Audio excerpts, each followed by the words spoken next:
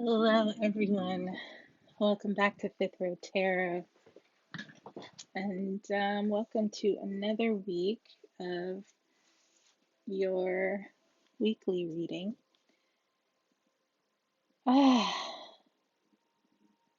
Just take a minute if you can, and if you're listening and you're finding yourself in a place where you can, just take a deep breath in through your nose.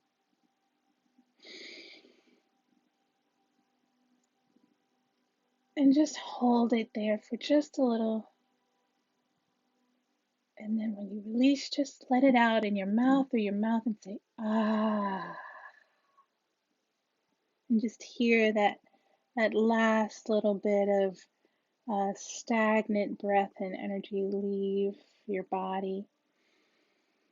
And then take another deep breath in through your nose. Feel it fill up your lungs, into your belly. Just expand with it. And then release out through your mouth. And just go back to breathing normally now. And in that breath is what I want to just highlight before we get into the reading this morning, is that the cyclical nature of the breath, of the breathing in and the breathing out. When we breathe in, we are taking in new air. We are taking in the newness that will renew us, that will renew our lung capacity, that will renew the systems that keep us healthy and keep us going forward. And then when we exhale and when we let it all out, we are releasing energy and stagnancy, things that we've already used up and are now released into the atmosphere for its own renewal. Because the outside of us is also renewal for the stagnancy. When we release energy out into the world, we release it to get renewed so that we can bring it back in as that newness. And so the cycle continues of breathing in what has been renewed and breathing out what else might be renewed for others. So I just want you to think about that today, the cyclical nature of breath, the spiritual cyclical nature of the breath for the human, for all living and breathing animals, mammals, for all of us that breathe the same air, release stagnancy, and to have it come back as healing is the thought that should be driving us day by day. When we release air, we expect healing air to come in and fill our lungs for a renewed breath, so that we consider what is outside of us and what is inside of us is capable of renewing, capable of healing, capable of providing good health to ourselves and to others. All right, I hope that was helpful. And let's get into it. All right, so we're going to do a reading for the week of March 22nd. I hope your week last week was a learning opportunity and a growth opportunity. I can't remember what last week's reading was about. But yeah, I am thankful to be able to be here to share my gift with you all and to provide maybe an avenue of relaxation, renewal, reflection, and while having one foot in the spirit world and one foot in this world. Thank you so much for being here. I can't express that enough. I'm just so grateful for whoever is watching this and is taking the time to renew themselves on this Sunday. Um, I'm just grateful for you. All right. As always with tarot, my consideration of tarot is that um, it is storytelling. It is considering a perspective that we may not have considered previously. In the way that we see things, in the way that we talk to ourselves, in the way that we move through life. We have our own philosophies, yes. However, sometimes we are unable to see what we really need to see. And so sometimes tarot brings us an alternative view, an alternative um, insight into a situation. And specifically for me, it is a way of seeing into how we live in this world and how we show up in this world. And right now I'm shuffling the deck. But something I'm feeling, I really like my Rider-Waite deck. I really like using it, but something is calling me to use the Wild Unknown, and I'm not quite sure why. Huh. Okay. I'm gonna switch up really quickly here and see what this means. If I'm being led to use this deck, and we'll see what happens. It's very interesting that I'm feeling that way. Usually when I read tarot, I try to feel into my own um, my own senses, my own sensitivities, my own, I try to release into my humanity, and sometimes really what I'm trying to do is stop thinking logically and think mystically, sense into my mystic side. And that's something that's available to all of us. So I'm going to go ahead and listen to that. And wow, instinctively, I was going to cut it as if I was doing a personal reading. But since I'm doing a collective reading, let's get started. Spirit, I call on you. I call on my enlightened and divine masters and my enlightened ancestors to come into this reading and come forth with a message for the collective as we go through this time and this day and this week and this year even. Please come in with a message of guidance um, that we might be able to follow or understand, so we may gain either an understanding of what might be going on in our lives, be it the 3D version of our lives or the spiritual side of our lives. I call on the four elements. I call on water. I call on the air. I call on fire. And I call on the earth to come in and be in this reading. And I call on the fifth element of humanity, of the spirit that combines us all together. Thank you so much, Spirit. All right, let's get into this. Spirit, do you have, okay, we've got one card out there. Spirit, do you have any cards for us today? Do you have a reading for us today? All right, wow, there's 3 cards. Ooh, wow.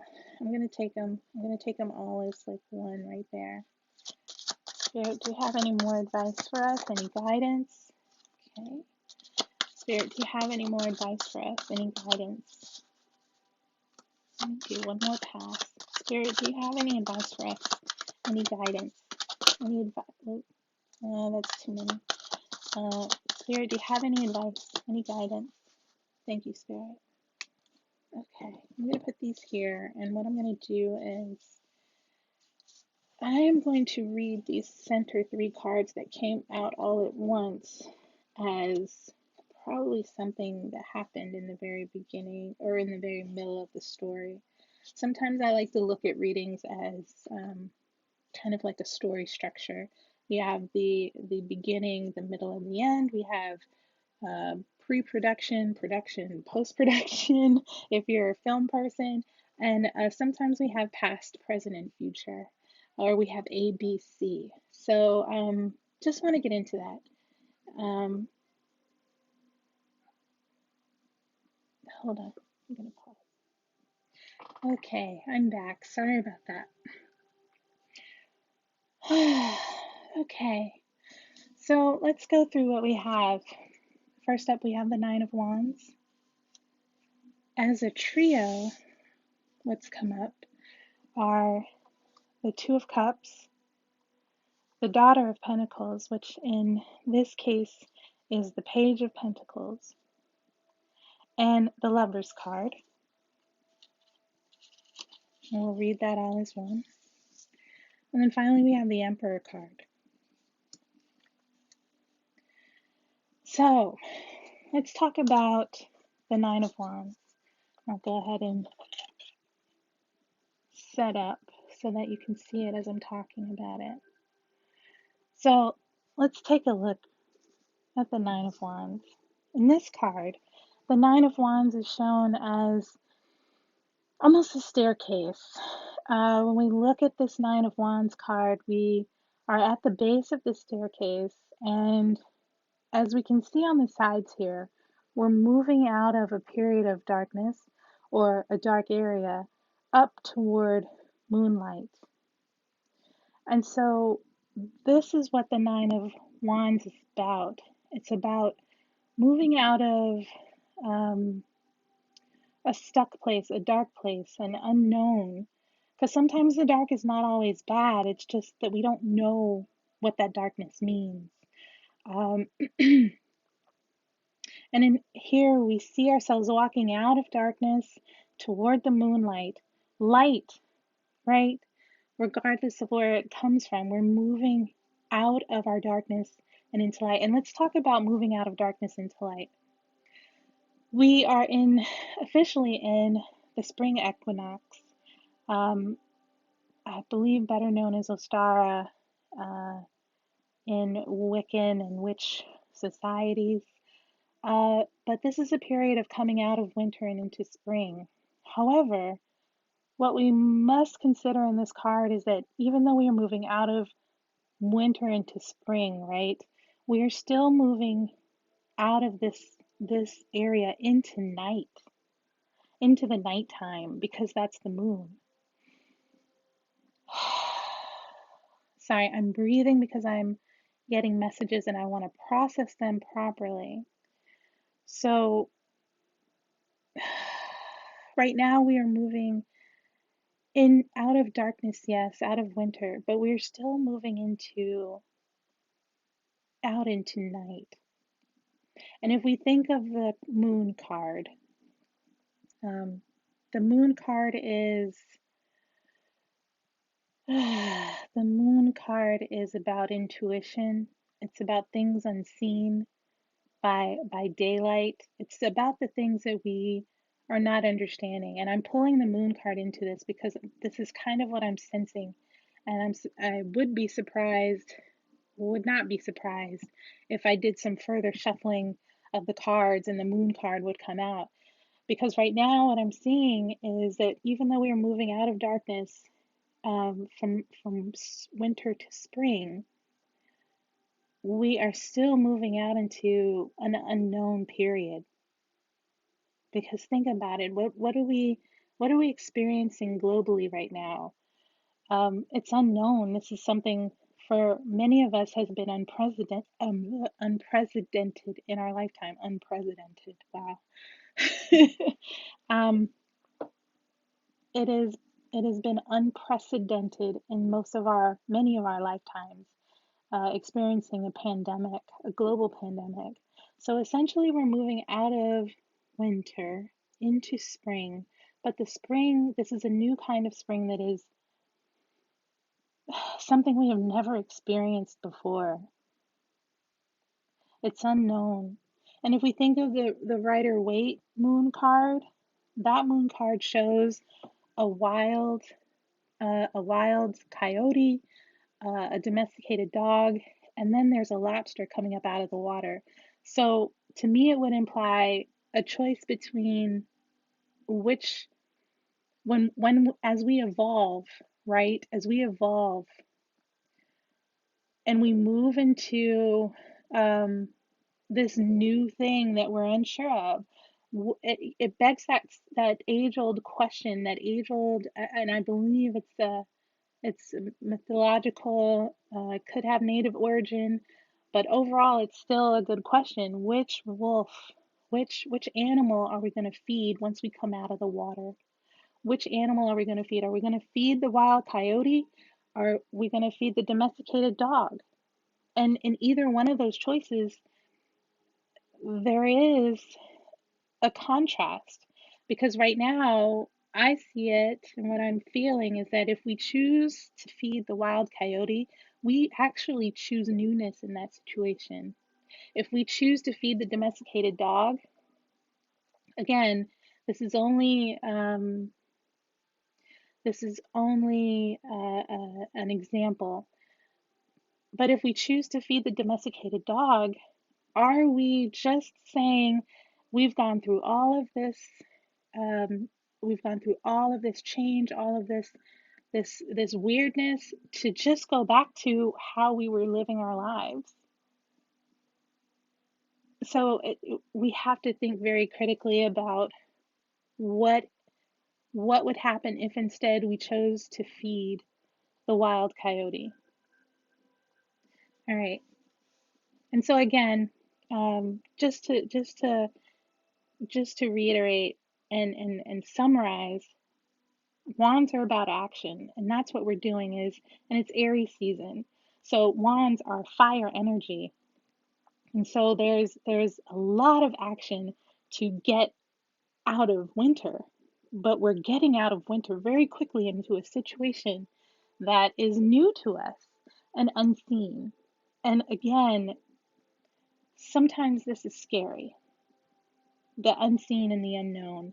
I was just having a conversation with a friend about when we have experiences with the unknown, when we are faced with change or the unknown, one of those is hell, and one of those is just pure fear. So we're coming up into the choice between, do we feed hell or do we feed fear? Or is there a third way? Because there's also a lobster. There's also a lobster in that card. There's also water in that card. There's also a road in between those two dogs that we can travel to find another solution in another way. So take this card as you will, take the reading as you will. Let's continue on into the second part of this reading. Here, I'm going to pull these all up as one, as if they were one card. And the Two of Cups, move that to the side. We have the Daughter of Pentacles or Page of Pentacles, and we have the Lovers. I'm going to move this a little bit so you can see a little better. Okay. So, the Two of Cups, this is about emotions. This is about our soulmate connections. This is about our connections on earth that are very important to us. But definitely this is about a spiritual connection. So I believe this reading is talking about the very important parts of your life um, coming up for reminder and renewal. And I think that's what we are considering as we move out of this Nine of Wands energy, and we're looking at the path that we're taking and the choices that we have to make. I'm seeing the two of Cups as reevaluating the relationships that we have and how we show each other love, not just our soulmates, right? We're considering, yes, our very closest ones, even in darkness. These are the relationships that we see when we have one another to depend on. But then we move into the Page of Pentacles. This is Earth of Earth. And it now says, because we have found the love that we're looking for in each other, how do we incorporate now the earth? How do we collaborate with the earth in this? How do we collaborate with how do we view our material? We're becoming a student now of the earth. We're becoming a student of um, our material, oh geez, what's the word? Our material items, our homes, our clothes, our, bags, shopping, we're looking at what the value of those things are.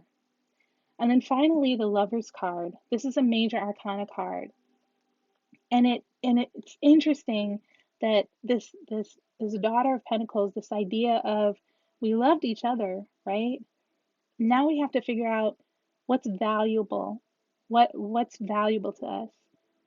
Um, and we become a student of that question. We become a student of what we're learning that is new. And on bookended, you know, it with it is the Lover's card. And the Lover's card is definitely, that's one of these cards that you always love to see in any reading, regardless of what kind of reading it is, because when the Lovers comes up, it's we are considering the other, we are considering, and this is a major arcana card, so it is a higher arching theme. We have now elevated our love and our consideration of the earth into something that is greater. We're thinking about the greater good. Wow, it's amazing. I'm sorry, I'm just kind of blown away with what I'm seeing here. The Lovers are, not only do they talk about a higher love and a joined love, people or nature, where we finally found each other, really, like beneath it all, beneath the material gain, beneath material wealth, we have now found an absolute wealth in the earth, and we have joined together in it. Now, the Lovers also talks about a decision making process. And so I think that also covers what we're going through here when we talk about incorporating the love of others, incorporating the love of the earth, and reconsidering what material wealth is to us, and making a decision about it, and coming together about that decision.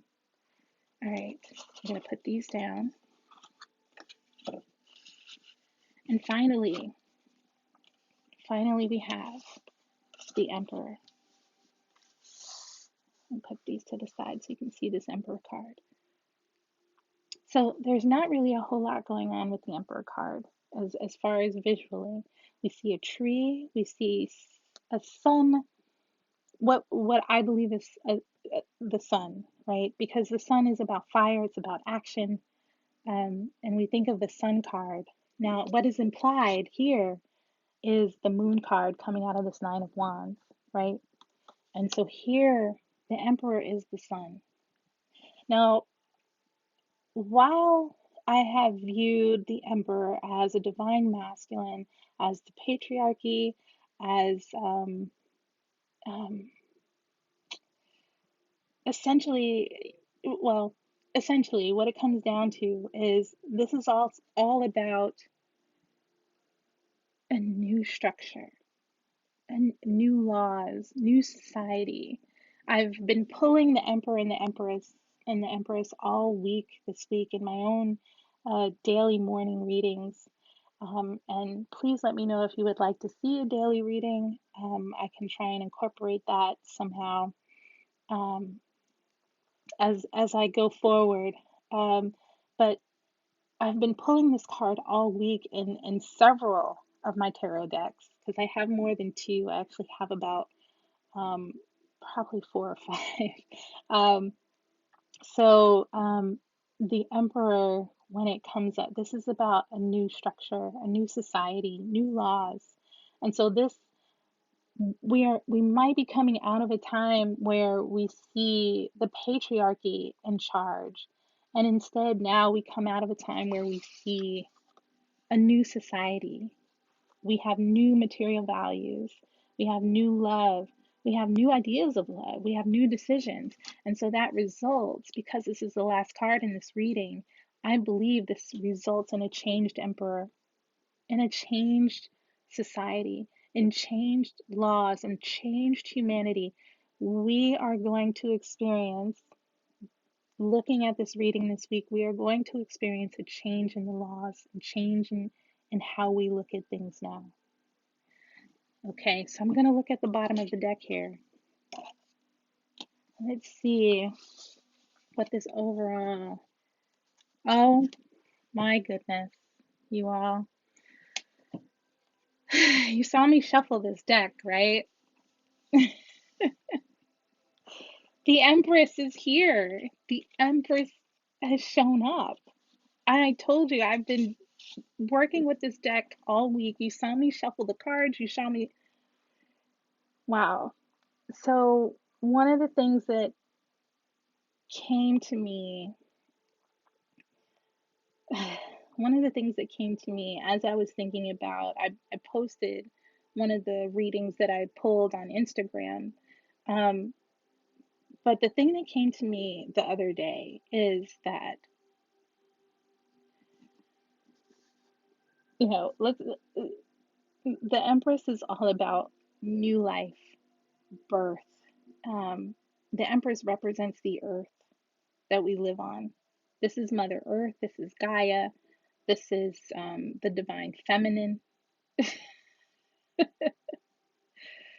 So, what I understood about the cards at some point that I was pulling, when I was kept pulling the Empress and the Emperor, is that the very truth of this is that only the Empress, only the Empress can produce emperors. Think about that. Think about that very deeply. Only the Empress can produce emperors.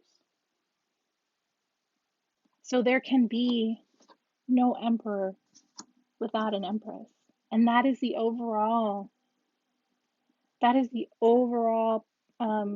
of our reading. It's the bottom of this card, the Empress. So now we must look at how do we incorporate Earth in this creation of this new society? How do we incorporate the feminine? How do we incorporate creativity? How do we incorporate love? How do we incorporate spirituality in a way that doesn't exclude? How do we incorporate nurturing? How do we incorporate care? This is what this reading is about. We are looking at renewal here, folks, and it cannot come except through the earth, except through the Empress, except through birth. I hope you are feeling and hearing this reading, because this is what I've been getting all week. It's time for the deceit of the patriarchy, of masculinity, of and I hate to say toxic masculinity, but it's time to, let's put it this way, it's time to stop excluding the feminine from the real creative process. It's time to stop excluding nurturing. It's time to stop excluding um, uh, um, the importance of birth in any way, shape, or form. It's time to stop excluding emotion and feeling and caring. It's time to stop. It's time to stop so we can birth a new emperor, a new way of living, new laws, new society based on the incorporation of the Empress. We are rising out into the unknown, into what could possibly be a new way. We have to get creative. We cannot fear this moon. We cannot fear the moonlight. We cannot fear the night. Eventually, yes, We'll get back to the sun. But we can't dismiss, and I know my previous words were about the moon, or finding another path, finding a new way. That is Aries energy. That is the Aries energy that pushes forward, always action, action, action.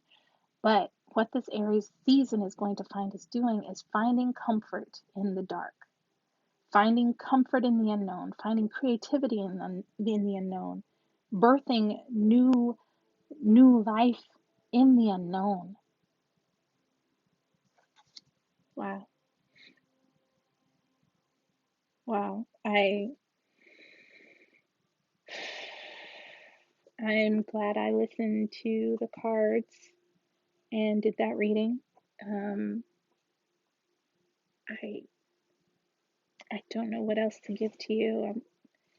I could give you a Rumi oracle to go on, but I really do feel that is enough of a reading of its own. And I hope that you consider some of the things that the cards have said this week, and some of the things that we can think about on a higher level about ourselves. If you're looking for a 3D interpretation of this could simply be about maybe coming out of a bad relationship or a bad job, and finding your way into new love, new deeper love. And not only is your soulmate here, but your divine love is here, and it brings in something new for you.